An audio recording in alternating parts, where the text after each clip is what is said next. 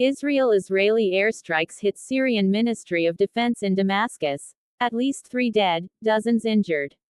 Damascus, July 16, 2025. A wave of Israeli missile strikes hit central Damascus on Tuesday night, targeting Syria's Ministry of Defense headquarters and nearby areas. At least 3 people have died and over 34 others were injured, according to official Syrian sources. The attack marks one of the most high-profile escalations in years, with wide-ranging implications for the Syrian civil conflict and regional stability. Bullseye the strike. What happened? The Israeli Defense Forces (IDF) launched a barrage of missiles at several key locations in Damascus just after 10 p.m. local time.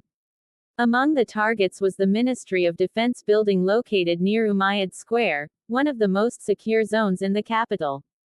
Eyewitnesses reported a series of loud explosions and saw plumes of smoke rising across the skyline.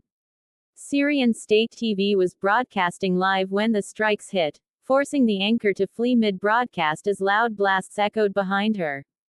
Buildings in central Damascus, including hotels and residential complexes, experienced shattered windows and power outages. Several roads were closed as emergency services rushed to the scene. According to Syria's Ministry of Health, 3 fatalities have been confirmed, and at least 34 civilians and military personnel have been hospitalized, some with life-threatening injuries. Firecracker. Why now? The Sweida crisis. This dramatic strike followed days of rising violence in Sweida, a city in southern Syria predominantly populated by the Druze minority. Tensions erupted on July 13, when a local land dispute between Druze militias and Arab Bedouin tribes escalated into full-scale fighting. Syrian regime forces were deployed to restore order but soon found themselves in direct confrontation with Druze factions who accused the government of repression. Over 250 people have reportedly been killed in Sweida in the past 3 days, including combatants and civilians.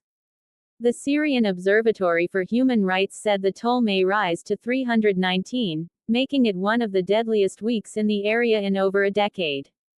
Israel has long maintained a protective stance toward the Druze community, including its own Druze citizens and relatives in Syria. According to Israeli officials, the airstrikes were a direct response to the Assad regime's aggression toward the Druze.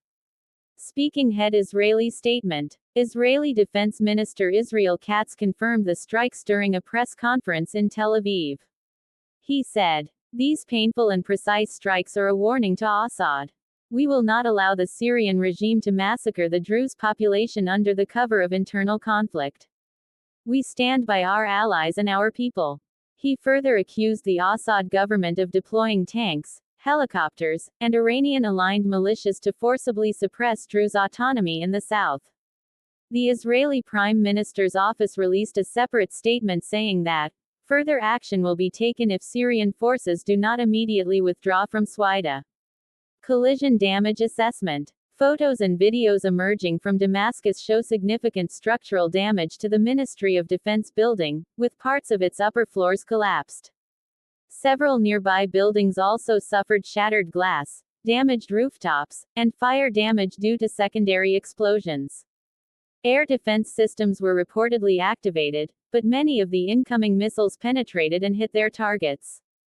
The precision of the strikes suggests Israel used advanced guided munitions and potentially operated aircraft from Lebanese or Golan Heights Air